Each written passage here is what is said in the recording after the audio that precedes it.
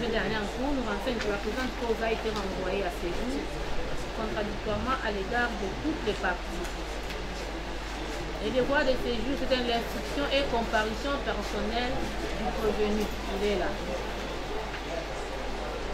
Constatez avec nous qu'il y a changement de composition. Le tribunal ordonne de fixe la ouverture des débats. Partie civile. Parce que nous avons seulement entendu partie civile comparée par. On ne sait pas, oui, son identité. À quelle partie civile nous sommes en train de faire face, parce que c'est un dossier qui vient du parquet général par requête en fin de fixation des dates d'audience. Donc nous voulions bien que la partie civile qui vient se constituer soit d'abord identifiée avant que le confrère ne présente le préalable qui est à cœur. Idéal entreprise, SARL. C'est ça la partie civile. On peut parler? Oui, mais partie. Oui, tout à fait. On arrive, on y arrive. Ici, le dossier, c'est citation à prévenir. Ce n'est pas une citation directe. Et nous savons, lorsque une société vient saisir une juridiction, il y a quand même des instances appropriées. C'est par le biais de l'un de ses représentants que la société saisit. Lorsque la société saisit, d'abord, il y a la procuration spéciale qui détiendrait, j'ai dit mais détiendrait, les gérants, qui sera remise aux avocats, ainsi que la construction de la partie civile. Et ça, c'est conforme à l'article 69 du Code de procédure civile. Hier, avant que j'ai été ici, pour vérifier, j'ai été un dernier coup d'œil dans les dossiers. Je n'ai vu ni la procuration spéciale, l'œuvre de la société remise aux gérants, moins encore cette procuration remise aux avocats, moins encore la construction de la partie civile. Et lorsque ces préalables ne sont pas réunis, quelle est la conséquence? C'est simplement demander aux confrères qui sont ici de ne pas parler, de se retirer de la barre. Lorsque ces préalables ne sont pas réunis, ça veut dire qu'ils ne peuvent pas parler. Nous avons aussi un autre dossier qui est là devant vous. C'est la citation directe. C'est la citation directe. Vous remarquez par rapport à ces dossiers, ils peuvent parler. Mais par rapport à ces dossiers, j'ai dit ici, j'ai été ici le vendredi. Les derniers jours ouvrables, monsieur, madame, le dossier est là, le chef. J'ai dit c'est préalable. N'étant pas réunis, je pense bien, la moindre des choses, c'est demander à ceux qui se disent avocats de la société, entre guillemets, de se retirer. Nous avions dit. C'est parce que les confrères ont des choses à dire. Ça, c'est comme par l'article 69. Lorsqu'on ne consigne pas, lorsqu'on n'a pas une procuration, on ne peut même pas prendre la parole. Mais nous faisons quand même de notre mieux pour comprendre ce qu'on veut dire en réalité. Déjà, la consignation, il y en a trois. Il y a la preuve de consignation. À part ça, nous sommes en train de craindre que les gens qui sont passés avant-hier puissent avoir soutiré des pièces. Nous avons déposé la procuration spéciale pour constitution de la partie civile et à tout moment on peut toujours déposer. À tout moment on peut toujours déposer. Mais il y en a un dossier.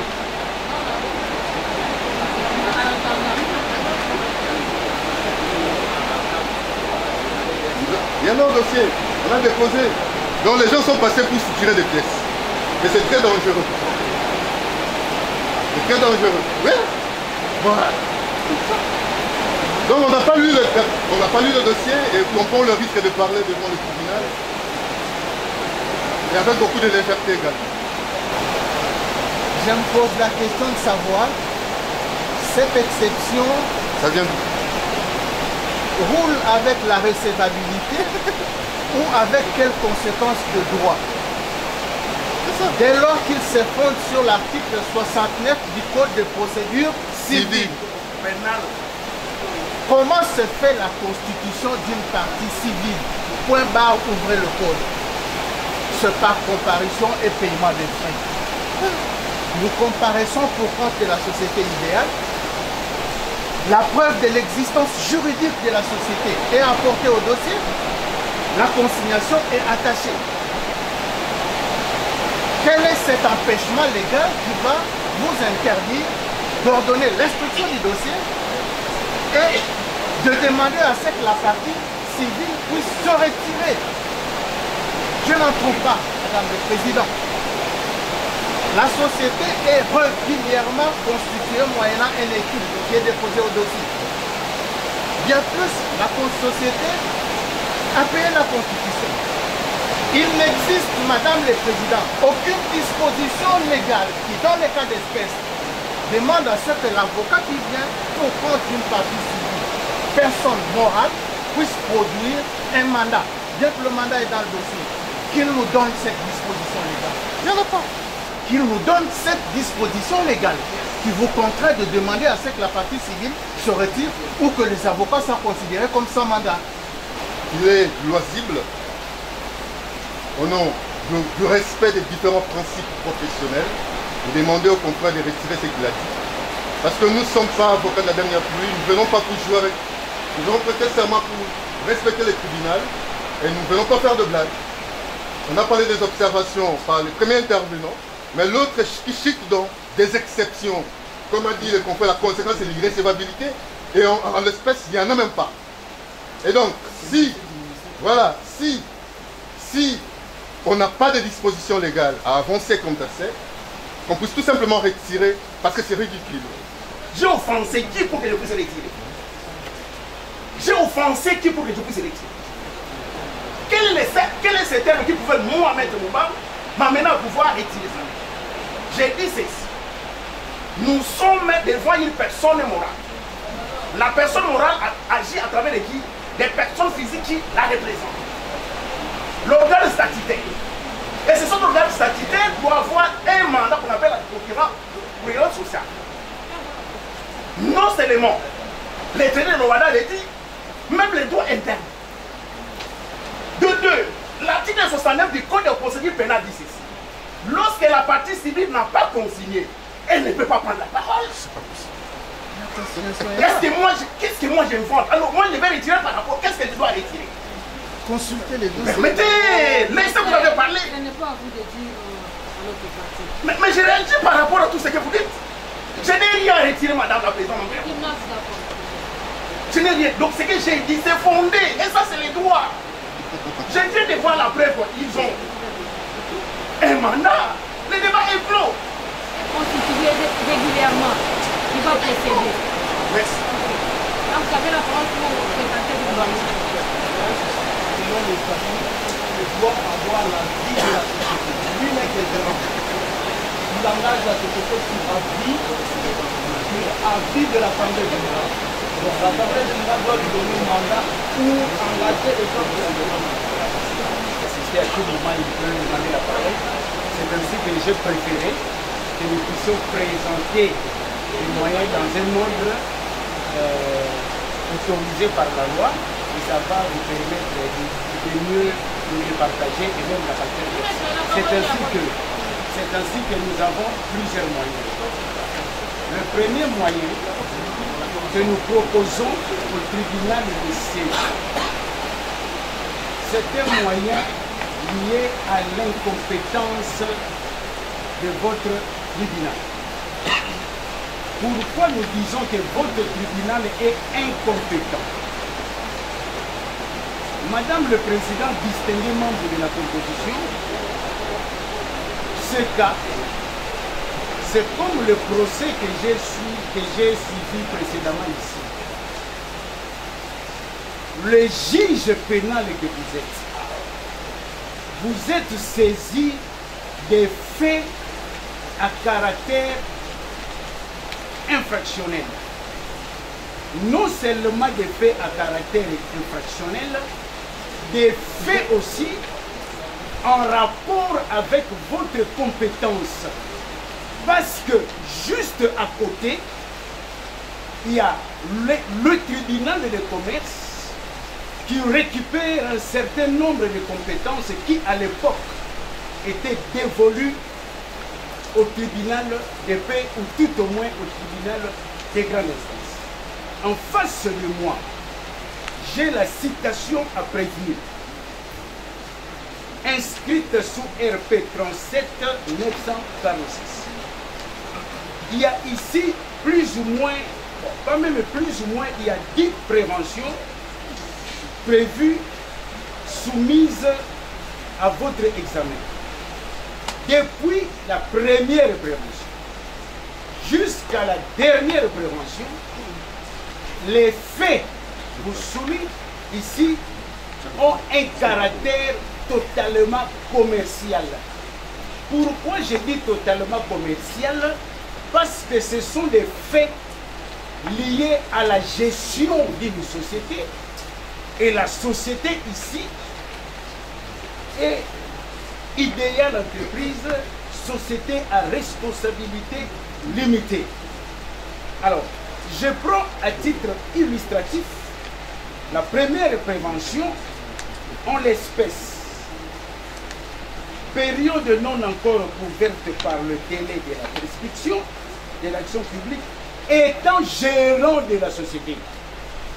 C'est-à-dire, dans cette période de 2015-2023, notre client est amené par devant pour être entendu pour des faits prétendument infractionnels qu'il aurait commis en sa qualité de gérant d'une société, frauduleusement, prétendument, dissipé au préjudice de la société Idéal Entreprise Sarl.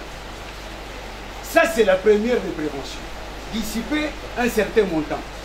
Le reste, ce n'est pas assez important. Même la deuxième prévention, toujours étant gérant de la société, c'est-à-dire le ministère public reproche à notre client sa gestion pendant qu'il était gérant au motif qu'il aurait dissipé une certaine somme d'argent. Et je prends la deuxième prévention, la troisième prévention, toujours étant gérant, et ainsi de suite. Je vous épargne un peu toute la lecture parce que nécessairement le ministère public ou le tribunal a déjà compulsé tous les dossiers et partout étant gérant. C'est ainsi que je reviens pour dire ceci. Le tribunal que vous êtes, vous ne pouvez être saisi que des faits en rapport avec votre compétence. Tout fait en rapport avec la gestion d'une société, tous ces faits-là doivent être soumis à l'appréciation du juge commercial. Et c'est le tribunal des commerces qui a qualité de revenir sur sa gestion si effectivement il y a des faits infractionnels. La partie adverse, le ministère public, peut facilement vous dire, voilà, on a écrit fait prévu et puni par l'article 95 du code de procédure, plutôt du code pénal congolais. Mais j'ai dit, ce n'est qu'une qualification. Et d'ailleurs, pour mon pays, ça m'a touché, sérieusement touché, d'avoir un dossier, de savoir un dossier qui était au parquet, et l'instruction a fait plusieurs mois, et qu'à la fin, le ministère public doit chuter dans une qualification impropre, une qualification totalement à côté, alors que le ministère public lui-même dit en rapport avec la gestion. Mais s'il s'agit en rapport avec... Voilà les faits qu'on vous soumet. Moi, en tant que juriste avisé, je ne peux pas suivre tout ce qu'on a écrit là en bas, article 95, article 95, article 95 du code pénal. Je ne peux pas suivre ça. C'est ainsi que nous disons, donne-moi les faits, je te donnerai le droit. Le droit que le ministère public a tenté de vous donner, ce n'est pas aussi de sa compétence.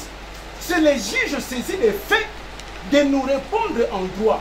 Voilà pourquoi nous disons, conformément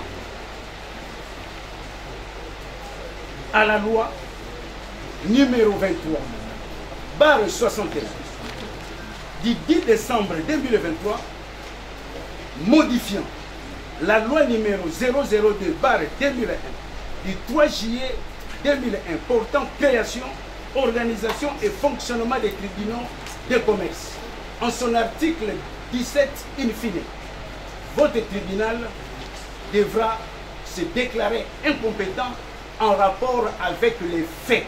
Et j'aimerais que les parties adverses me rencontrent par rapport aux faits.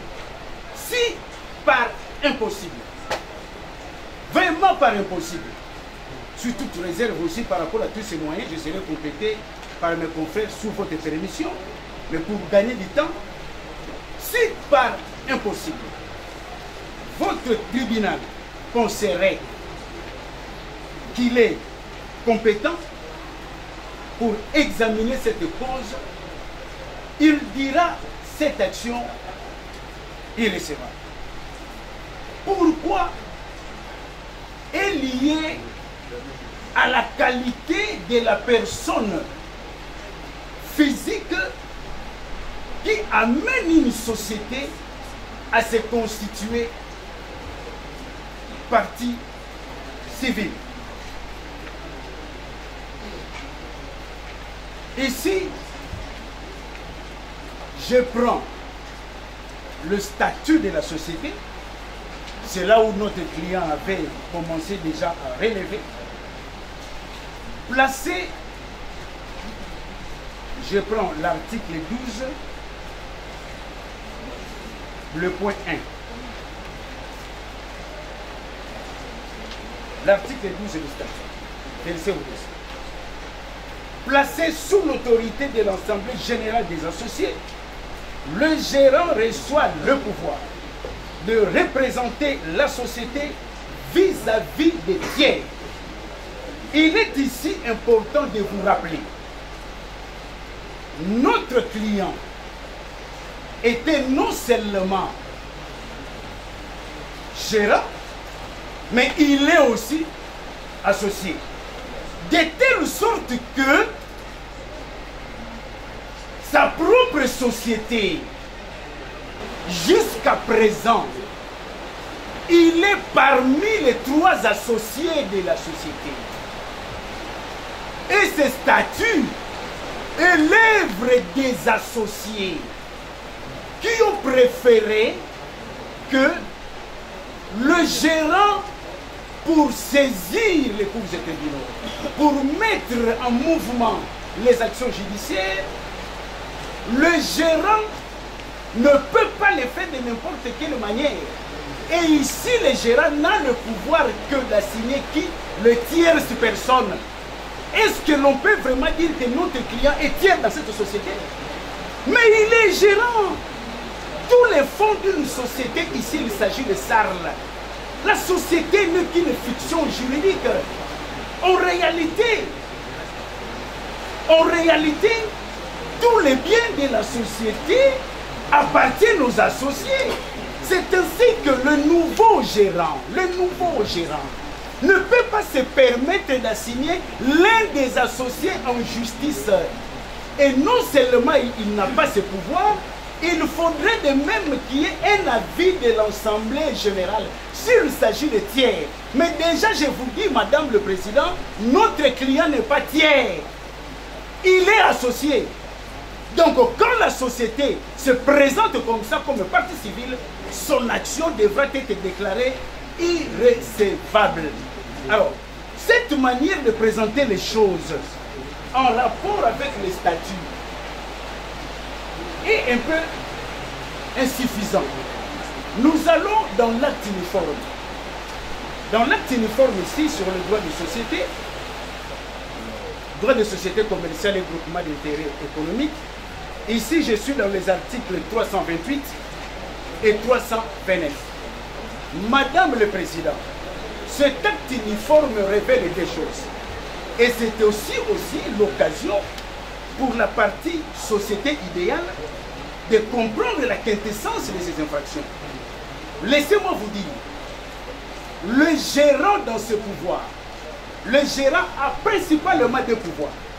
Le pouvoir à l'égard des tiers et le pouvoir à l'égard des associés. À l'égard des associés, le gérant agit au nom et pour leur compte. Parce que c'est leur société. Donc le gérant à l'égard de la société n'a que le pouvoir de gestion. Donc, s'il pense à traire l'un des associés en justice, n'en a pas qualité. Parce que face aux associés, le gérant n'a que le pouvoir de gestion. D'où est-ce que le gérant tire ce pouvoir d'attraire et de venir comme partie civile contre l'un des associés? C'est pourquoi nous disons, même dans l'hypothèse extrême, vraiment magique, la partie adverse peut s'arranger pour dire voilà, nous avons une procuration. Mais cette procuration, c'est pour les tierces personnes, pas pour les associés. Sinon, le risque, c'est quoi? Je crée ma société, je place un gérant, et ce gérant tourne contre moi, initie les actions, et il peut me débarquer de la société et rester avec la société. C'est pourquoi que ceux-là qui ont la maîtrise du droit au WADA, précisément des droits des affaires, le savent. Un gérant ne met pas l'action en justice contre les associés. Et ce sont les associés qui peuvent s'entretirer dans une affaire, pas les gérants. Donc, cette constitution de la partie civile devrait être déclarée irrécevable. Je progresse encore, Madame le Président. Si par impossible, vous passez outre ce moyen aussi de taille, mais cette action initiée par le ministère public devrait être déclarée irrécevable, totalement irrécevable. Mais pourquoi nous disons que cette action doit être déclarée irrécevable? Mais à cause de l'abrogation de la loi. À cause de l'abrogation de la loi. Avant que je puisse lire l'acte uniforme et combiner avec la doctrine ici, irrécevabilité pour abrogation de la loi. Je dis bien abrogation de la loi. Madame le Président, distingué membre de la proposition, au vu des faits, notre client est reproché d'avoir géré très mal, selon la partie adverse, les biens de la société. Somme d'argent, certains biens, ordinateurs, cachés et consorts. D'avoir géré tous ces biens mal, selon la partie adverse. Mais ces faits liés à la gérance, liés à l'administration, ce sont des faits qui sont déjà réglementés par le droit au WADA. De telle sorte que les mêmes faits ne peuvent plus être poursuivis du chef d'abus de confiance parce que le droit au WADA a déjà prévu une incrimination qu'on appelle abus des biens sociaux. C'est ainsi que je prends ici l'acte uniforme toujours dans le droit dans le droit des sociétés, droit des sociétés commerciales. Je prends l'article 891. En cours une sanction pénale, le gérant de la société a responsabilité limitée, et c'est le cas, il était gérant, article 891 de l'acte uniforme sur le droit des sociétés, en cours une sanction pénale, le gérant de la société a responsabilité limitée, les administrateurs, le président directeur général, ainsi de suite. Ce qui nous intéresse déjà ici, gérant de la société à responsabilité limitée, en cours de sanctions. Pourquoi? Ici, il est dit, de mauvaise foi font des biens ou des crédits de la société un usage qu'ils savaient contraire à l'intérêt de la société, à des fins personnelles, matérielles ou morales, ou pour favoriser une autre personne morale dans lesquelles ils sont intéressés directement ou indirectement. Ce comportement-là de dire que pendant qu'il était gérant, il a subtilisé les biens de la société pour des fins privées. Mais ce sont des faits déjà réglementés dans les actes uniformes. Et précisément ici, l'acte uniforme est sur les droits de société. Alors, par voie de conséquences, le même effet ne peuvent plus prétendument être poursuivis du chef d'abus de confiance qui, du fait de l'article 10 du traité, l'abus de confiance tombe et par fiction juridique n'existe plus à l'égard d'un gérant. Donc cette disposition est abrogée. Comment vous nommez ces préalables? Mais cela, c'est un moyen nouveau de préparer les actes uniformes. Abrogation, je vais vous lire la jurisprudence de Gabriel qui a prévu cela. Je vais vous lire. Mais déjà, du fait du droit nouveau, le droit congolais est dynamique. Cette disposition à l'égard des gérants, l'article 95, est déjà abrogée. Parce que l'acte uniforme a déjà prévu le même effet qu'on appelle abus des biens sociaux, que la partie société idéale retienne. Quand un gérant, vous pensez, gère mal, c'est ce qu'on appelle aujourd'hui l'abus des biens sociaux et ça n'a rien à voir avec l'incrimination d'abus de confiance. L'incrimination est claire, c'est l'abus des biens sociaux. Vous savez, Madame le Président, pendant que je parle, je peux sentir certains murmures pour dire mais cette incrimination, il n'y a pas de peine. Mais je dois répondre. Je dois répondre aussitôt à cette question pour nous éviter des débats inutiles. J'ai ici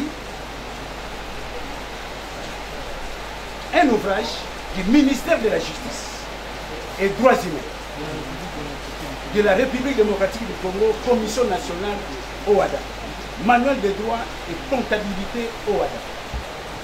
Cette question avait déjà en son temps soumise au ministère de la Justice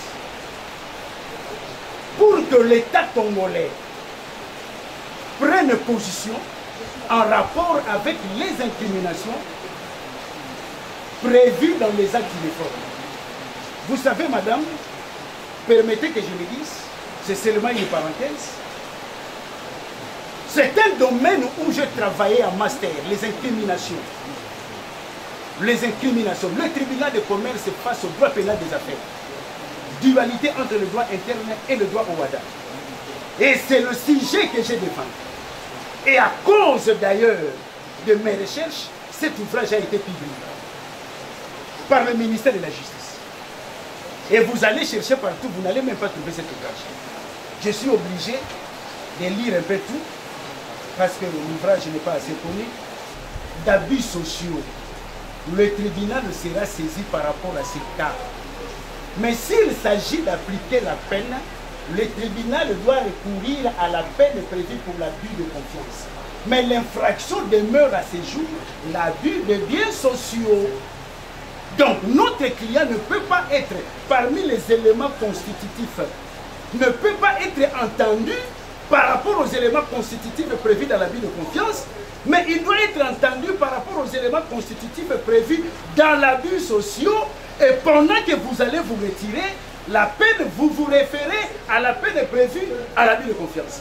Mais dès lors, on vous invite qu'il soit entendu en rapport avec les éléments constitutifs de l'abus de confiance.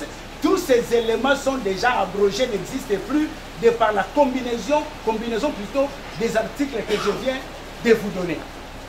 Si par impossible, permettez madame, c'est un dossier où il y a 10 incriminations. Je pense que quand vous dites 10 minutes, 10 incriminations.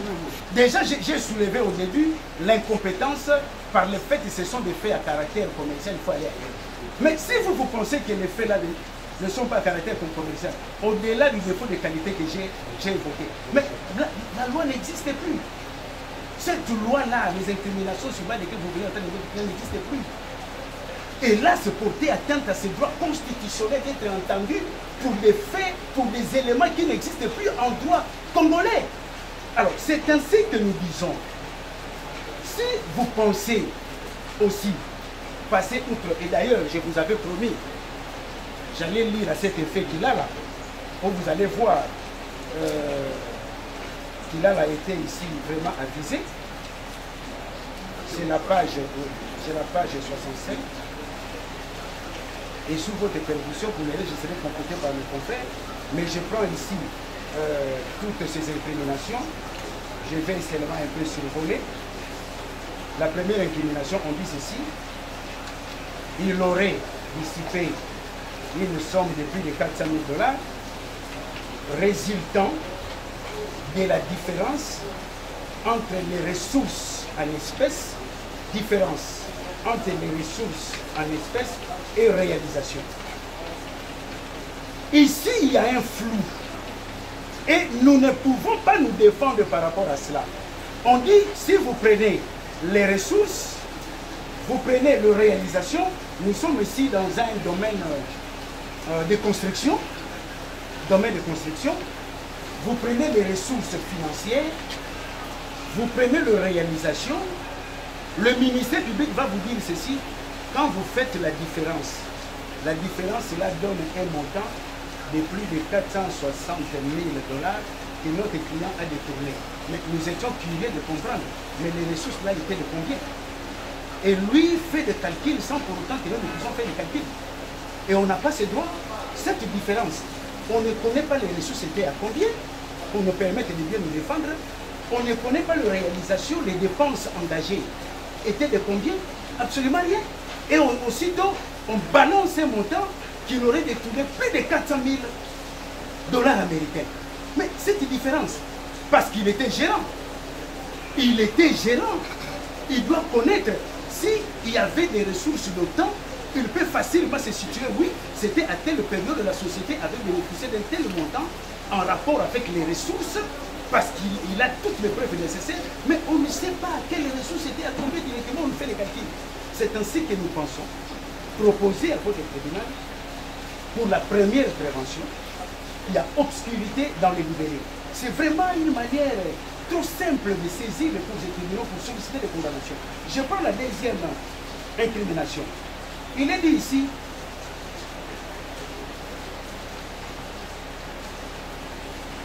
qui en était propriétaire, donc la société, la somme de 500 000, donc ici la somme de plus de 500 000 $ à titre de fonds dans la caisse des réserves, à titre de fonds dans la caisse des réserves.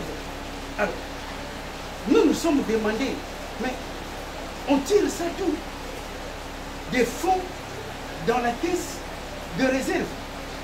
On devrait nous donner des précisions par rapport à ça. Et ici, il n'y a aucune précision. Et totalement aucune précision. Et la partie adverse, qui vient vous saisir ici, n'en donne absolument rien. Et l'obscurité ici est très flagrante. Alors, 281 000 $ en chiffres, vous le voyez bien, mais en lettres, nous parlons de 281 $. Je me demande, qu'est-ce que vous retenez? Qu'est-ce que moi, je dois, sur quoi je dois, qu'est-ce que je dois retenir? Qu'est-ce que nous devons comprendre?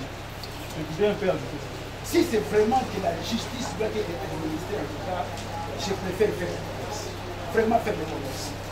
Connaît en matière pénale des infractions prévues par les actes uniformes, virgule, et autres infractions prévues par les législations économiques et commerciales. Le premier avocat qui nous a précédés a démontré en se basant sur des dispositions de l'acte uniforme, l'article 891 et l'article 10 de l'acte uniforme. Parce que les faits pour lesquels vous êtes saisis devant ce tribunal, ces faits sont déjà prévus par les dispositions de l'article 891 de l'acte uniforme sur les sociétés commerciales. De sorte que cette disposition-là, dont Maître Kamdel à laquelle Maître Kamdel a fait allusion, abroge, n'est-ce pas, le contenu, la substance de l'infraction d'abus de confiance prévue anciennement par toute personne, en l'occurrence les gérants d'une société commerciale. De sorte que, en s'appuyant sur les dispositions de la Constitution. Article 17, alinéa 1, 2, 3, 4e alinéa. Cet article nous dit que nul ne peut être condamné pour une action ou pour une omission qui ne constitue pas une infraction à la fois au moment où elle est commise ou au moment de la condamnation. Notre code pénal a été vidé du contenu de son article 95 en rapport avec l'abus de confiance à retenir à charge du gérant. De sorte que ça constitue un incident dont parle Gabriel Kilala dans son livre sur le ministère public. Bien plus, quand vous lisez ce que dit l'article 57 du Code de procédure pénale, cet article 57 énumère les mentions substantielles, de sorte qu'à défaut de constater l'indication de ces mentions substantielles, ça donne lieu à l'obscurité du libellé. Cet article nous dit, à l'alinéa 3, que la citation a prévenu, et c'est le cas qui nous concerne, la citation a prévenu contient en outre l'indication de la nature, virgule, de la date et du lieu des faits dont il doit répondre. Madame le Président, Madame et Monsieur le tribunal, c'est ahurissant. Vous avez vu comment mon aîné a fustigé le comportement du procureur général.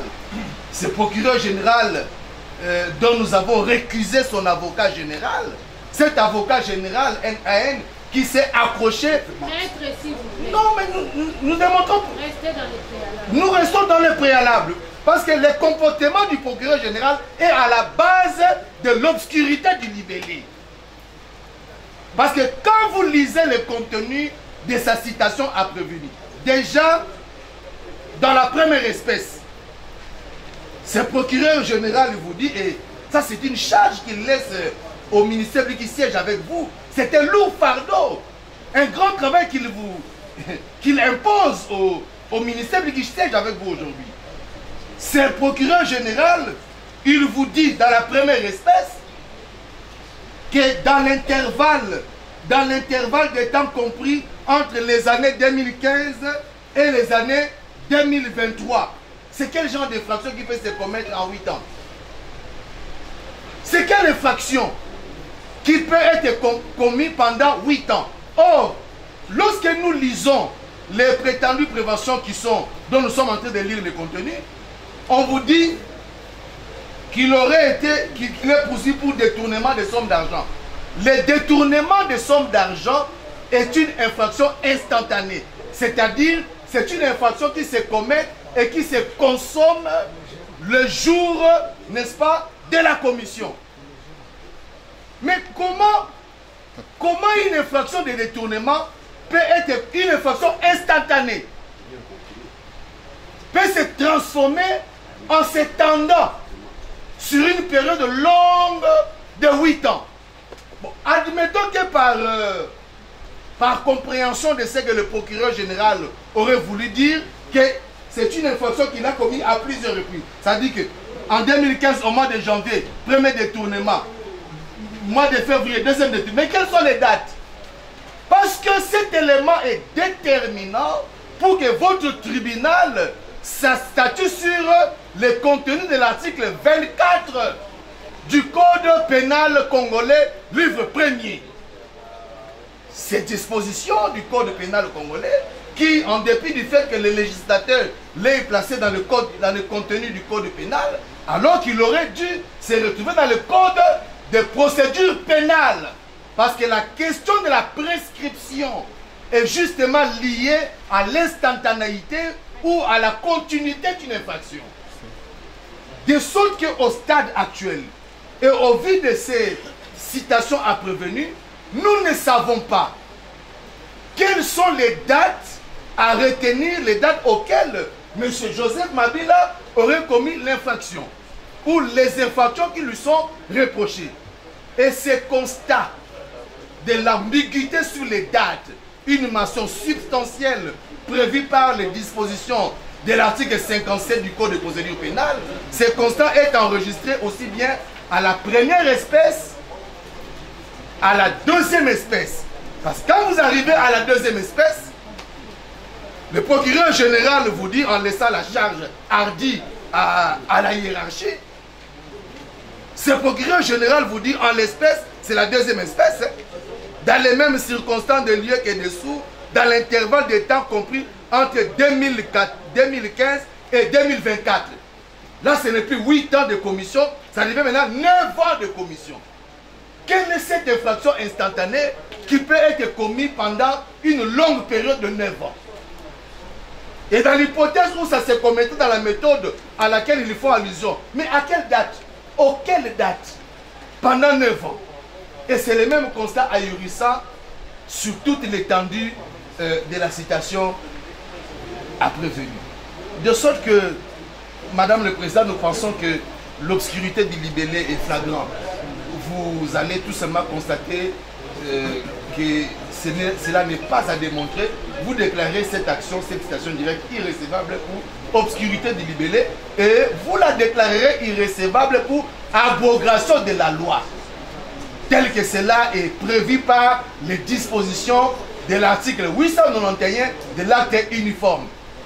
Et à certains égards, vos propos deviennent comme un filet de l'oiseleur parce que vous parlez, plus vous vous enfoncez. Incompétence matérielle de votre tribunal, tiré de l'article 17, parce que finalement, ils ont donné la disposition légale et je les attendais au tournant. Vous avez la réponse premièrement dans l'identification du prévenu. Il vous dit il est gérant d'une société.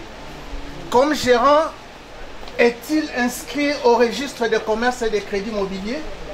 Non. Ça, c'est le premier volet. Et l'article 17 dit dans les cas d'espèce, lorsqu'on est en face d'un acte mixte, si l'une des parties, la partie défenderesse, exerce les activités commerciales, c'est de la compétence du tribunal des commerces. Nous venons ici, Madame le Président, parce qu'ils estiment qu'on aurait dû instruire par rapport à l'abus des biens sociaux. Donc, ils viennent pour leur qualification. Ils ne viennent pas par rapport à la qualification du ministère public. Pour eux, c'est l'abus des biens sociaux. Ils auraient dû instruire pour ça. Mais madame, nous sommes ici en face d'un cas d'abus de confiance. Et dans ces cas d'abus de confiance, les actes relèvent d'un gérant. Les juges naturels d'un gérant. Les gérants, Madame le Président, par rapport à la théorie de la commercialité, le gérant n'est pas un commerçant. Vous avez évoqué les juges naturels du gérant. Et ça, vraiment, j'ai aimé parce que je vous attendais sur ce point.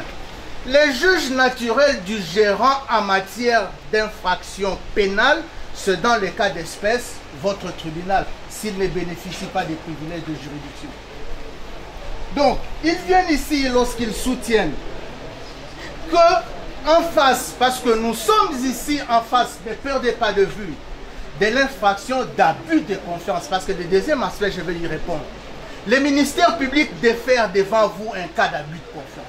Et dans le cadre de cet abus de confiance, Madame le Président, c'est par rapport à un gérant. Et le juge naturel du gérant qui pose des actes, c'est le juge civil. En matière de droit privé, Madame le Président, le tribunal de paix dans les cas d'espèce est compétent pour statuer. La théorie de la commercialité ne s'applique pas aux gérants. Et dans les cas d'espèce, le gérant s'est identifié devant vous. Il n'a pas dit qu'il était commerçant. Vous devez lire le contour de la loi. Ne nous amenez pas dans votre incrimination. Ce n'est pas ce qui saisit le tribunal. Si vous voulez qu'on instruise par rapport à l'abus des biens sociaux, où vous aurez l'occasion de soulever votre exception, vous le ferez. Vous êtes ici pour répondre d'un fait, abus de confiance d'un gérant.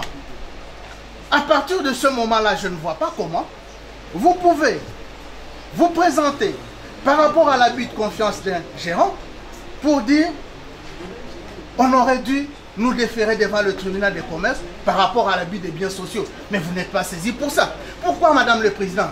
Parce que les éléments constitutifs ne sont pas les mêmes. vous devez faire un examen dans le cas d'espèce. C'est d'ailleurs là qu'il vous demande carrément ce quoi. Instruisez les dossiers au fond. En instruisant au fond, vous saurez effectivement est-ce l'incrimination retenue par le ministère public peut s'appliquer ou pas. Comment voudrez-vous d'emblée, comme ça, sans analyse, sans instruction, sans tourner les feuilles du dossier, vous allez vous dire non, non, non, on n'aurait pas dû. Mais non, Madame le Président. Donc, vous êtes saisi par rapport à un fait tout à fait précis. Nous venons nous greffer par rapport à quoi? Par rapport à un fait précis qui concerne les actes posés par un gérant et dans le cas d'espèce déféré devant vous par rapport à une incrimination déjà déterminée. S'agissant de la constitution de la partie civile, Madame le Président, j'ai lu le statut et j'ai lu l'article 12. Vous savez, excusez-moi pour ce propos, je vais le retirer. Il faut lire le statut en français comme il est écrit. Et le statut dans le cas d'espèce emploie l'indicatif présent par rapport au gérant. L'emploi de l'indicatif présent, je pense que je suis en face des littéraires, des latinistes, ils connaissent l'incidence. C'est-à-dire qu'au moment où le gérant entre en fonction, le gérant a comme devoir, le gérant a comme devoir, le gérant a fait ceci, le gérant pose des actes. Ça ne signifie pas qu'au moment où il est investi par l'Assemblée générale, à chaque seconde, il doit se retourner pour convoquer une Assemblée générale avant de poser des actes. Et dans le cas d'espèce, c'est dit, il dispose de la signature sociale des gérants. Lisez l'article 12 et vous verrez. Il reçoit le pouvoir. Et donc, il le reçoit de l'Assemblée générale au moment où il est investi, au moment où il entre en fonction. Situez-vous au moment où le gérant entre en fonction et vous comprendrez les textes. Il reçoit, il pose des actes. Ça signifie que dans l'idéal, à chaque instant, chaque jour, il doit y avoir une Assemblée générale. Et le gérant a déjà reçu mandat. Et il le reçoit. Lorsqu'il a reçu mandat, et il pose des actes. Il dispose de la signature sociale. Et je note ici une nette différence. Lorsque vous dites il a assigné, il n'a pas assigné, la société s'est constituée. Il y a une nette différence. Je suis devant le juge pénal et tous les mots ont leur sens et leurs interprétations. Donc, nous venons ici pour compte de la société idéale qui se constitue partie civile. J'ai noté qu'il a assigné. Il a assigné qui et à quel moment. Le pouvoir qu'il reçoit, ce n'est pas simplement vis-à-vis de la société, mais vis-à-vis des tierces personnes. Et lorsqu'il agit dans le cadre du mandat social, parce que l'infraction qui nous amène ici, c'est dans le cadre d'un mandat. Et dans le cadre de ce mandat social, lorsque les gérants posent les actes, tous ces actes-là relèvent de la compétence de l'Assemblée générale. Il n'a aucun pouvoir. Où a-t-il été dit ainsi? Je pense que cela relève d'une très mauvaise interprétation. On va tirer des choses de son côté, même comme si ça ne va pas. Donc, je reviens sur les faits ici. Quand se constituant partie civile, la société idéale a produit ses actes et la réponse a déjà été donnée sur ce point, la société idéale n'a pas assigné. Et le pouvoir prévu à l'article 12, ne vous limitez pas simplement au point 1, prenez tous les autres points, vous constaterez que ce pouvoir-là, il le reçoit et il l'exerce du moment où il est investi. C'est ce jour-là. Situez-vous dans cette situation. Quatrième moyen. On vous dit, il y a abrogation de la loi. Nous venons ici sur pied d'une disposition qui est abrogée. Il y a une différence à faire déjà entre ce qu'on appellerait en droit pénal abrogation. Et lorsqu'ils donnent la réponse, à la fin, j'ai noté, ils disent, la commission OHADA dit que dans le cas d'espèce, vous devez vous référer à l'infraction d'abus de confiance. On vous dit le texte est abrogé, le texte n'existe pas, Vive les textes. Donc, la disposition légale est abrogée, mais pour ordonner la sanction, vous devez vous référer à la même disposition légale. Mais c'est comme à cet instant, on vous dit c'est le jour et la nuit, vous dites non, c'est la nuit. Mais pour dire que c'est le jour, nous devons nous trouver la nuit. Cela relève purement et simplement de la mauvaise foi. Pourquoi nous le disons? Madame le Président, rien qu'au regard de ce qu'ils soutiennent comme moyens, ils vous amènent à joindre tous ces moyens au fond. Parce que c'est en instruisant que vous saurez effectivement, est-ce un cas d'abus de confiance ou cela relève d'une autre infraction. La différence que vous aurez à établir dans les cas d'espèce. Et si vous devez arriver à la conviction effectivement que dans les cas où on ne peut pas instruire, mais c'est après avoir compulsé tous ces dossiers, après avoir ordonné l'instruction, que vous saurez. Mais on vous dit dès le départ, n'instruisez pas. Mais il sursaute en disant, vous ne devez pas instruire parce que pour cette infraction, pour la condamnation, vous devez vous référer à l'abus de confiance. Mais ça signifie, instruisez sur l'abus de confiance et en fin de compte, vous verrez par rapport à sa qualité, par rapport aux actes posés, si cela relève de sa personne, de son équation personnelle ou pas. Et ils ont été clairs en disant, vous trouverez la différence. Madame, revenons sur le source du droit, notamment sur l'article 10 du traité OHADA, parce que je peux me battre la poitrine, j'ai été parmi les avocats de tout premier qui ont fait la formation sur ça, et à l'école de la magistrature à Abidjan et au Cameroun.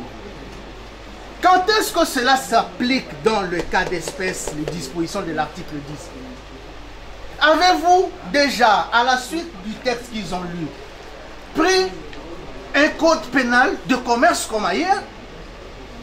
Non. Comment pouvez-vous donc, au jour d'aujourd'hui, en disant oui, la supranationalité, la disposition nationale s'efface. Oui, mais la disposition nationale de l'article 10 ne peut s'effacer qu'avec l'incompétence matérielle du tribunal, ce qui n'est pas le cas par rapport à l'infraction pour laquelle il est déféré devant vous. Et quelle est la peine? Parce que c'est là, au fait, on vous demande d'instruire, mais on ne vous dit pas quelle est la peine dans les cas d'espèce. Quelle est la peine prévue pour cette infraction? Madame le Président, la disposition dans le cas d'espèce n'est pas abrogée. Si vous voulez parler d'une abrogation implicite, nous sommes devant le juge pénal. Cela ne peut pas s'appliquer de cette manière-là parce qu'elle doit être expresse. Et le point le plus important pour moi, dans tout ce que je n'aurais même pas commencé par là, obscuri libe. C'est en latin, je suis latiniste. En liminaire du litige, la partie qui ne comprend pas l'assignation, la partie qui ne comprend pas la citation, cette partie-là se lève pour dire, au regard des circonstances des faits, au regard des faits me reprochés, je n'y comprends absolument rien. Et la partie c'était devant vous. J'ai des jurisprudences abondantes de la Cour de cassation. On ne peut pas soulever l'obscur libelli avec d'autres infractions. Et ce qui est grave dans l'espace d'espèce, il commence par soulever 5 exceptions, parce que je prends le tout premier pour laquelle vous avez déjà donné réponse, et par la suite ils disent, nous n'avons rien compris. Essayez de nous expliquer ce qui est dit. Qu'est-ce que le PG dit? Nous ne comprenons rien. L'obscur libelli est soulevé en liminaire du litige avant toutes autres demandes. Vous ne pouvez pas, et ça vraiment je me battrai la tête contre le mur, vous ne pouvez pas soulever cette exception après vous être prévalu des 5 moyens. Mais de quelle manière ils expliquent, ils soulèvent ce moyen-là, Madame le Président, honorable juge? Ils vous disent, oui, ici nous sommes en face de fonds d'investissement, nous ne comprenons pas que pendant tous ces temps, il a géré et finalement on ne peut pas lui reprocher ses faits. Ils se mettent à vous expliquer pour obtenir quoi? pour obtenir qu'il soit disculpé, pour obtenir qu'il soit relaxé. Il donne même le moyen de défense par rapport à quelque chose qu'il ne comprend pas. Madame le Président, obscuri libéré, ils vous disent qu'ils ne comprennent rien. Qu'il y ait une différence entre ressources reçues de la société et les réalisations. Mais c'est clair parce que je pense que les prévenus pourraient à la limite avoir un problème de français. Il dit, je ne comprends rien entre ce que j'ai reçu et ce que j'ai réalisé. Ce que vous avez reçu, c'est ce qui vous a été donné. Les réalisations, c'est ce que vous avez exécuté. Mais c'est clair. Oui, les fonds d'investissement, les déficits en comptabilité, effectivement, lorsque le prof Katanga ou Matungulu entrait en comptabilité, beaucoup de gens sortaient de l'auditoire. Et les droits comptables aujourd'hui rattrapent beaucoup d'avocats. À la limite, soutenir vos insuffisances en disant déficit en comptabilité veut dire quoi? Fonds d'investissement veut dire quoi? Écart entre les fonds alloués et reçus veut dire quoi?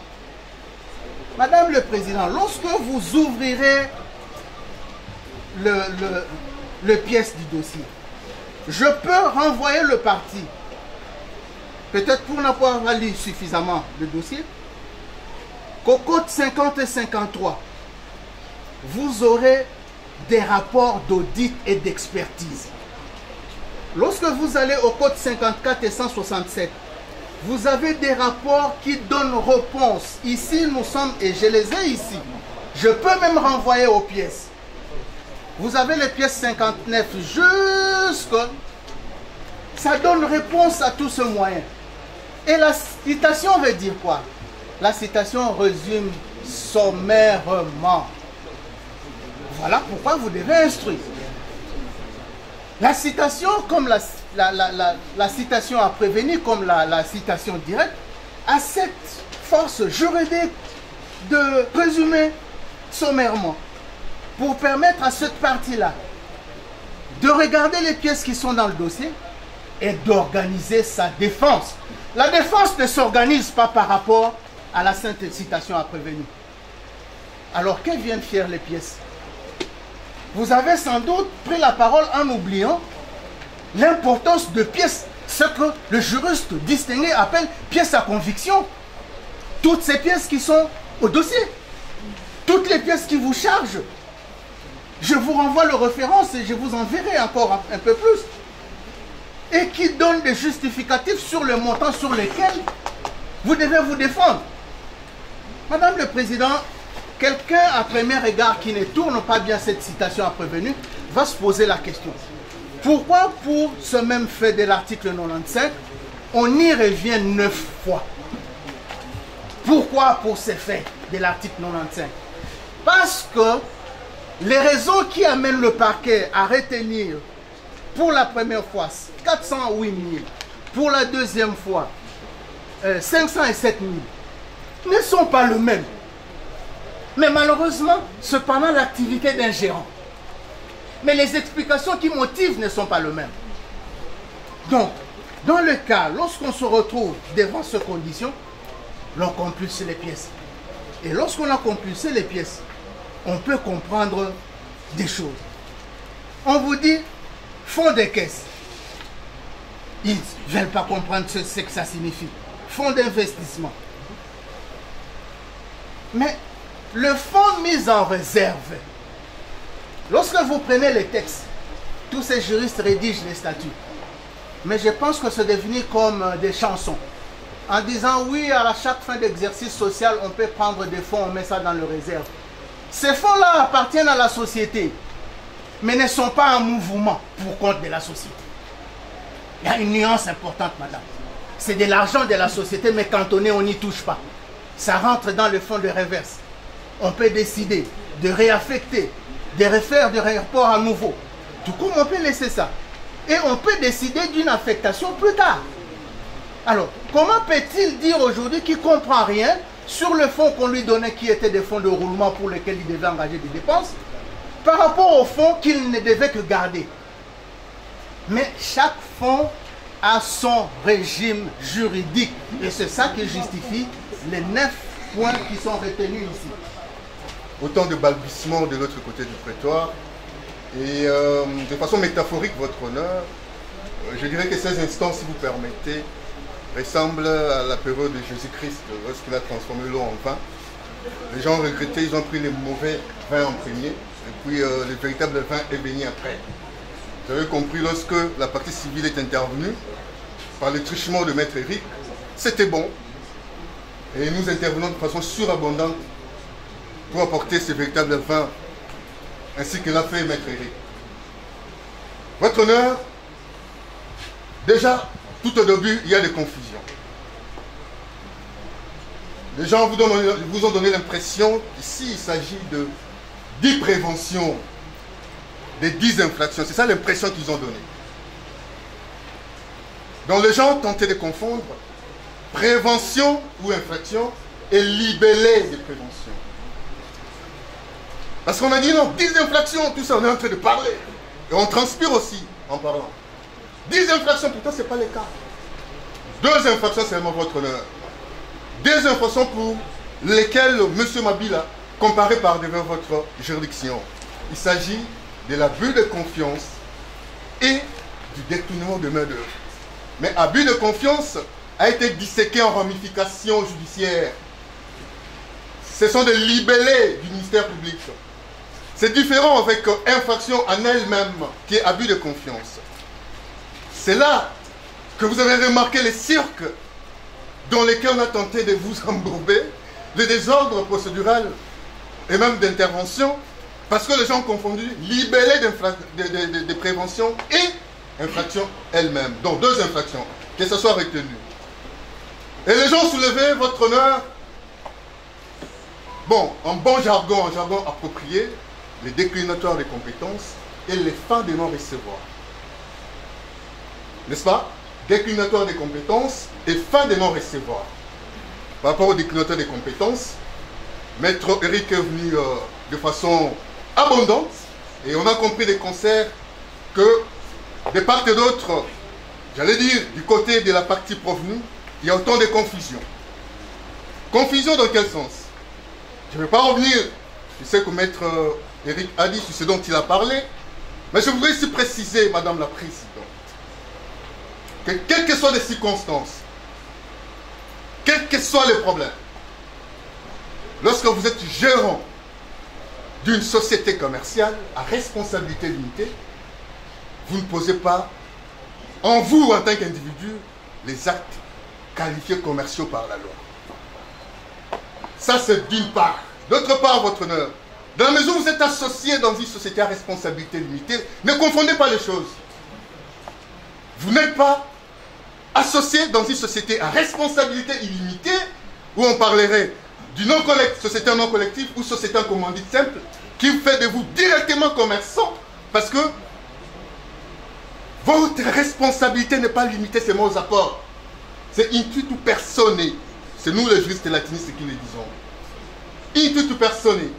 Donc vous n'êtes pas en responsabilité illimitée ici, vous êtes en responsabilité limitée à vos apports.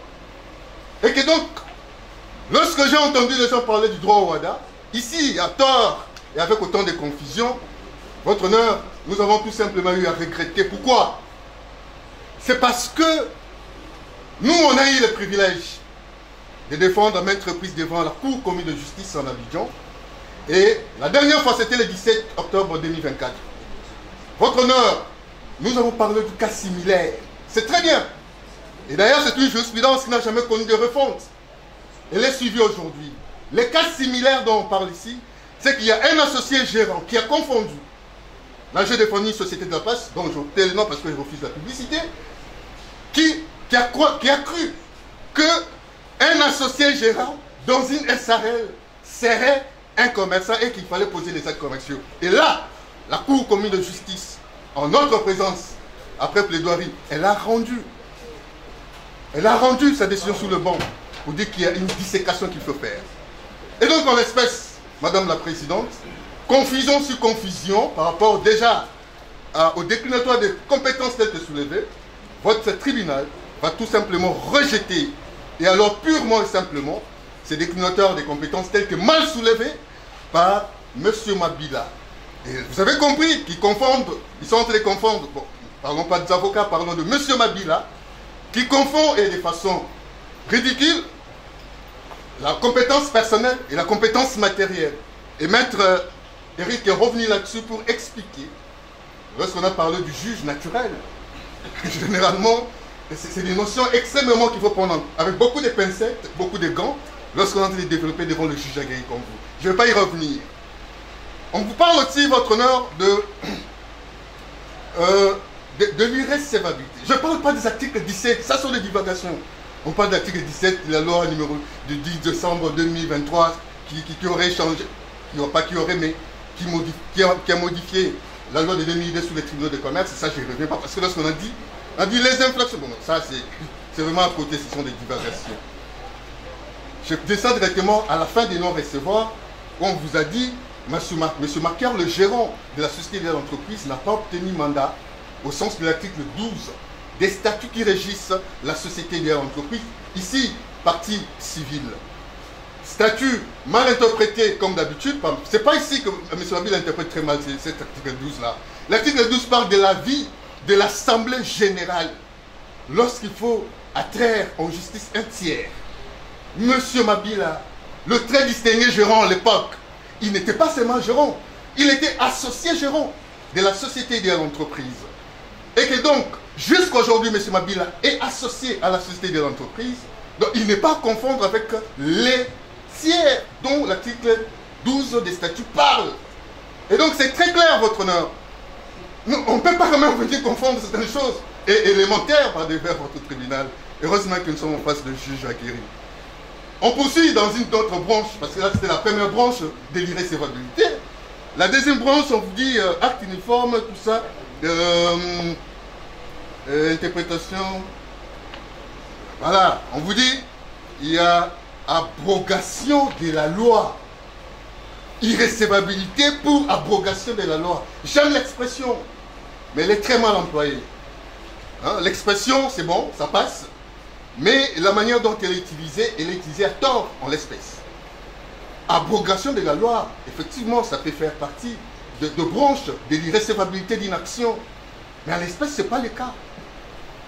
On ne vous a pas dit le droit WADA que nous consommons chaque jour.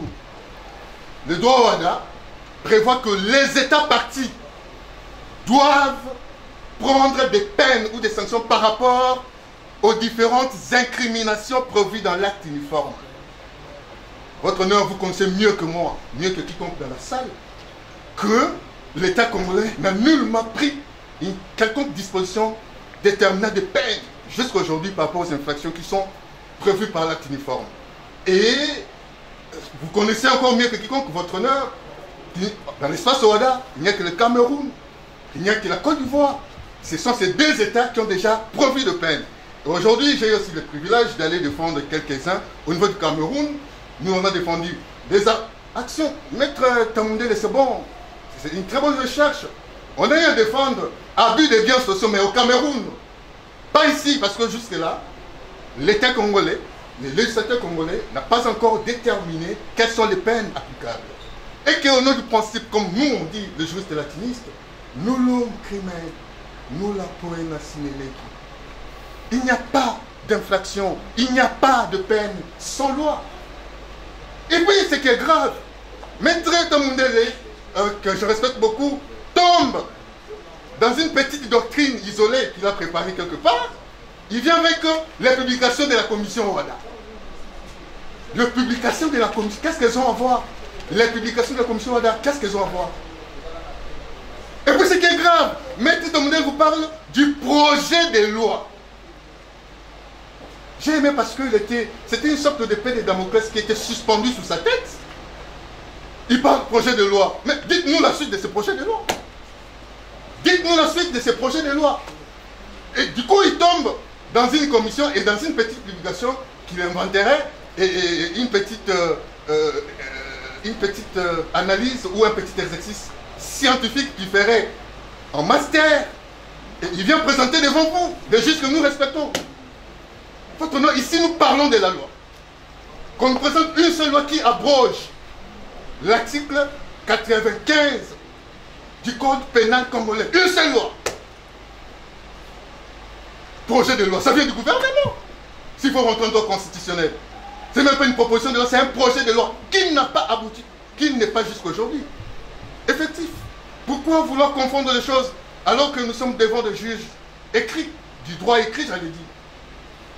Et que votre honneur, vous allez considérer des concerts avec nous, que du début à la fin, cette exception, j'allais dire, cette fin des non-recevoirs, dans sa branche abrogation de la loi, ne tient pas debout, elle ne peut pas faire fortune, et vous allez tout simplement la déclarer recevable, mais non fondée. On poursuit, M. Mabila poursuit dans ses allégations, ses motivations. Il poursuit, il dit qu'il y a obscurité des libellés. Nous, on appelle ça obscur et libellé parce qu'on a fait les latins. C'est-à-dire, les libellés sont obscurs. Libellés dont je viens de parler, non. Les libellés dont je viens de parler, c'est ceux du ministère public. Ils sont là pour déterminer les infractions. Mais ici, les libellés, c'est lorsque, en réalité, les motivations sont en quelque sorte obscures.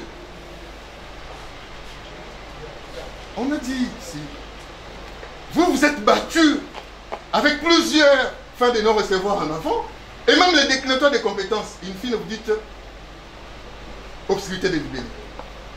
Et pour quelle fin? On a développé magistralement ici par mon distingué confrère, et là il est revenu pour démontrer que les dividendes, ça revient aux associés, mais cela relève de la gestion de la société. De sorte que, lorsque vous ne payez pas, c'est la société qui va en pâtir. Et c'est très clair. Parce que j'ai entendu quelqu'un dire qu'il est choqué. Quelqu'un dit que non, je suis choqué. Ça vient du parquet général. Mais c'est ça même la beauté du droit. C'est ça, ce sont même des méandres. Vous êtes choqué, oui. Les dividendes reviennent aux associés, mais la gestion relève de la société. Et si vous ne payez pas, c'est la société qui va en pâtir, qui va payer les prix. Et c'était expliqué ici. Et cela ne relève même pas de l'autorité de libellé. Pourquoi? C'est parce qu'on s'est très bien défendu. Et bon, les uns vous parlent de... on ne peut pas venir, on ne peut pas accuser, non. Le juge ne peut pas attraire en justice un associé. C'est une fraude, tout ça. Et dire le droit d'âme, mais le droit d'âme, dans quelle disposition? Parce que nous avons tous les actes uniformes du droit d'âme dans notre simple et modeste tête. C'est dans quelle disposition? J'informe de façon pédagogique que c'est vrai, il y a action out singuli que chaque associé peut faire lorsqu'il se sent lésé par rapport à certains intérêts. On appelle ça action out singuli. C'est-à-dire de façon singulière, l'associé va se mouvoir pour aller devant les cours et tribunaux. Et ça, c'est très pédagogique, c'est pour l'intérêt de M. Mabila. Il doit très bien ouvrir ses yeux, plutôt ses oreilles. Out singuli, c'est-à-dire un simple associé se met en mouvement pour aller défendre ses intérêts ou ses droits devant les cours et tribunaux sans attendre que la société puisse se mouvoir. Mais ici, le cas ici, vous commettez une infraction, vous dites non, vous n'avez pas droit. Mais qu'est-ce que signifie infraction? Qu'est-ce que signifie infraction, votre honneur? C'est tout ce qui trouble en quelque sorte l'ordre public, et c'est nous qui faisons ça. C'est le ministère public. C'est l'action même du ministère public. Le ministère public estime que l'ordre public est en péril. Et met en mouvement l'action, vous dites non, il fallait attendre. Et puis ce qui est grave, c'est que, in fine, on chute, on dit non, vous direz irrécevable la conscience de la partie civile. Ça a embrouillé un peu, en quelque sorte. Donc, recevable l'action publique, mais irrécevable la constitution de la partie civile. C'est quand même faire du mélange. Par respect, je dirais, au lieu de dire bêtises, je peux dire, ça fait quand même beaucoup d'amalgame. Beaucoup de trucs quand même, beaucoup de trucs mélangés. Alors que la suite d'une infraction, lorsqu'il y a une partie qui estime que ses intérêts sont lésés, ne vient que devant le tribunal pour réclamer. Et vous dites, irrécevabilité de la constitution de la partie civile parce qu'il y a eu ça. Donc nous pensons, notre humble avis, que la branche également de cette exception disons, de cette fin de non-recevoir sera dite irrecevable, mais non fondée. Bon, les confusions qui sont entretenues par M. Mabila par rapport à des notions économiques, je ne vais pas y répondre parce que ici, c'est pas, vous n'êtes pas, permettez-nous votre nom humblement, nous sommes en train de faire l'analyse économique du droit et nous défendons ça dans une thèse à l'UNIKIN incessamment. Donc, ici, c'est l'analyse économique du droit que nous ne voulons pas développer, sinon ça va déranger certaines susceptibilités. Les gens confondent des ressources, des investissements, et les gens oublient qu'il y a même des cash flows. Des cash flows dans les entreprises. Il y a des cash flows, il y a des... Ça dit tout ça. Je n'y reviens pas parce que M. Mabila ne m'a pas payé les honoraires là-dessus. Donc, vous comprenez des conseils avec nous que ce sont des confusions qui sont en train d'être entretenues. Madame, je chite. Je chite. Donc, on vous a parlé de la litispendance. Très mal parlé de la litispendance. C'est des confusions qui sont en train d'être entretenues. M. Mabila est en train de vérifier les choses. Oui, on évoque l'article 145. De quoi? De rien. Article 145 dit... Mais l'article 145 de quoi? De quelle loi? De quel texte juridique? Mais je peux aider l'intervenant. Si je ne me trompe pas c'est sur l'organisation et compétences du secrétaire judiciaire. Mais l'article 145, il faut bien lire ça. Il faut très bien lire cet article. Il y a litispendance, effectivement, lorsque il y a des faits et des parties qui sont dans mouvement devant les instances judiciaires, mais que d'autres instances sont saisies en première position et qu'elles seraient préférées aux autres. Ici, il a été démontré que Ngouvoulou, Kenda Alex et Ngouvoulou Sumbula Maker, c'est des parties citantes dont le premier exploit devant les TICOM est surabondamment, votre honneur. Je précise qu'au-delà du fait que les partis ne sont pas les mêmes, l'abus de confiance tel que développé magistralement par le procureur général, le maître de l'action publique, qui a vu que M. Mabila c'est un danger public et qui a voulu déférer M. Mabila devant vous, votre honneur, cet abus de confiance a une assise juridique. C'est principalement le rapport des auditeurs dont Maître Eric a parlé principalement ici. Et le rapport des auditeurs a été fait suivant une réquisition du procureur général. Il est en train de saisir au dossier, votre honneur. Il est en train de saisir au dossier un rapport. Rapport des auditeurs établi depuis le mois d'octobre. Et des actions que vous présentez ici, citation directe, c'est des histoires qui datent du mois de mai.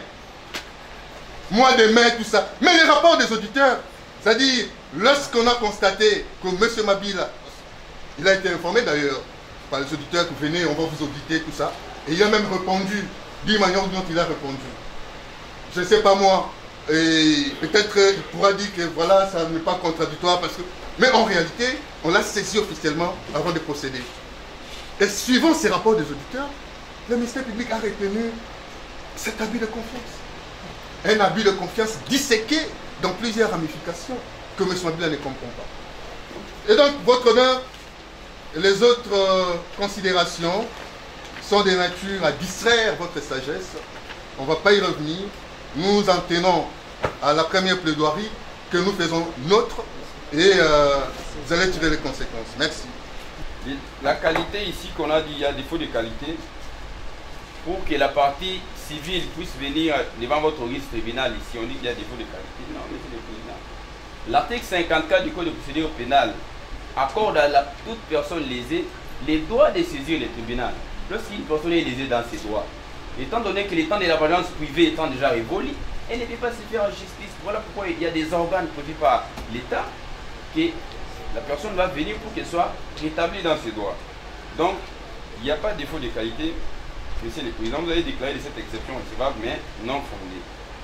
Monsieur le Président, quant à l'incompétence du tribunal, nous lisons, avec l'ONG scientifique m'oblige de lire le professeur Niabirou, dans son manuel intitulé Traité des droits pénal général congolais, deuxième édition, à la page 83. qui dit ceci, l'autonomie du droit pénal. Dans les relations du droit pénal avec les autres disciplines juridiques, il se pose un problème d'harmonisation de ces rapports. Et compte tenu de son originalité, de l'ensemble des règles et institutions qui lui sont propres, on reconnaît au droit pénal l'autonomie. Cette autonomie du droit pénal se manifeste particulièrement en matière d'interprétation. Mais c'est les présidents, nous sommes en matière des infractions des droits communs. Nous poursuivons les prévenus qui est par devant vous en tant que personne physique présumée auteur de l'infraction d'abus de confiance. On ne les poursuit pas en tant que personne, moi c'est en tant que personne physique. Parce qu'à la page 236 du même ouvrage, le professeur Nabiou nous dit ceci, la responsabilité pénale des personnes physiques. Il dit les principes. Les principes posés est que seules les personnes physiques sont capables de délinquer. Ni les choses ni les animaux ne peuvent être sujets de l'infraction. Seuls les êtres faits de chair, dotés de volonté et d'intelligence, peuvent commettre une infraction et de ce fait encourir une peine. L'esprit individualiste du droit pénal fait qu'on peut attribuer à un coupable, on peut attribuer un acte coupable et appliquer une peine qu'à l'individu. Dans les cas sous examen, les prévenus qui est par devant vous, nous les poursuivons en tant que personne physique présumée auteur de l'infraction d'abus de confiance. Il n'est pas à confondre, on va nous dire que non parce qu'il est commerçant, non. On peut poursuivre aussi un commerçant pour d'autres infractions des droits communs, par exemple on peut les poursuivre pour viol, on peut les poursuivre pour cause de blessures, on peut les poursuivre pour d'autres infractions, monsieur le Président. Parce que ce sont des infractions des droits communs, ce sont donc des infractions qui peuvent être commises, qui peuvent se commettre par d'autres personnes, monsieur le Président. Donc vous allez déclarer de ces moyens recevables, mais non fondés, parce que c'est un moyen risque de faire dormir debout ici. Monsieur le Président, il a dit qu'on puisse déclarer notre action recevable, mais non irrécevable. Monsieur le Président, de déclarer notre action irrécevable pour abrogation de la loi. Monsieur le Président, c'est l'article 95, en vertu du principe de la légalité des délits et des peines, qui veut que toutes les infractions, les peines ainsi que les poursuites soient prévues par la loi. Donc les principes de la légalité criminelle, toutes les infractions sont prévues par la loi. Et la loi pénale est de stricte interprétation. On ne peut pas admettre l'interprétation analogique ici, monsieur le Président. Donc, vous avez déclaré de cette action recevable mais non fondée. Quant à l'obscurité des libellés, monsieur le Président, il y a obscurité des libellés lorsque les mentions substantielles prévues par les articles 57 du Code de procédure pénale ne sont pas respectées. Mais dans les cas sous examen, monsieur le Président, d'abord il s'agit d'une citation à prévenir. Les prévenus qui est par devant vous avaient compris devant le parquet général. Il avait compris pourquoi il était poursuivi. Et voilà même sur les champs, il a soulevé plusieurs autres moyens pour soutenir sa défense. Vous allez seulement déclarer de ces moyens, mais non fondés parce qu'on ne peut pas vouloir une chose et son contraire. Il dit en même temps il ne connaît pas pourquoi il est poursuivi, en même temps il dit que votre tribunal est incompétent. Donc si le président se vouloir une chose et son contraire, vous allez déclarer tout simplement de ces moyens, c'est pas sur les plans de forme, mais de dire non fondés. Mais c'est le président quant à la violation du principe du juge naturel. Monsieur le Président, nous sommes en matière pénale, où nous poursuivons les prévenus pour les infractions des droits communs. On ne les poursuit pas on ne les poursuit pas en tant que personne morale, société idéale entreprise, non. On les poursuit en tant que personne physique présumée auteur des infractions d'abus de confiance. Ce qui n'a rien à voir avec sa qualité et avec sa qualité et avec la société. Parce que la société, si c'est une personne morale, des droits privés. Si c'est une personne physique, nous les poursuivons pour les actes, pour les infractions qu'il a commis en tant que personne physique. Vous avez déclaré de cette exception recevable, mais non fondée. Monsieur le Président, quant à la litiscondance, il dit que les TICOM est déjà saisi, le tribunal du commerce est déjà saisi. Mais Monsieur le Président, nous réitérons toujours pas dire au Conseil de la partie publique que nous sommes en matière pénale. Pour les infractions des droits communs que nous poursuivons les clients, on ne va pas nous amener beaucoup de théories ici pour embrouiller les tribunaux, Monsieur le Président. Il n'y a pas de litiscondance. Si nous les poursuivons pour les infractions des droits communs, qui est l'abus de confiance, Monsieur le Président. Et les TICOM dans cette matière, nous sommes en matière pénale, nous ne sommes pas en matière commerciale. Vous avez déclaré cette exception recevable, mais non fondée. Monsieur le Président, quant à la prescription, il nous dit qu'il y a prescription de l'action publique au motif que les faits s'étaient posés il y a 9 ans, tout ça. Monsieur le Président, les prévenus qui est par devant vous nous poursuivons pas que gérant pour ses propres actes qui doit répondre. Et la requête a énuméré, a démontré, a expliqué comment cette dissipation a été orchestrée. C'est pourquoi on a chronométré, on a montré chaque année, il avait fait ça, à telle année, il avait fait ça, à telle année. Il a même comparé au parquet général. Il a reconnu certains faits là-bas, monsieur le Président. Et vous avez dit qu'il n'y a pas de prescription, monsieur le Président. Vous avez déclaré cette exception recevable, mais non fondée. Monsieur le Président,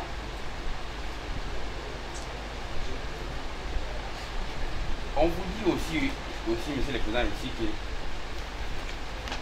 on vous dit ici que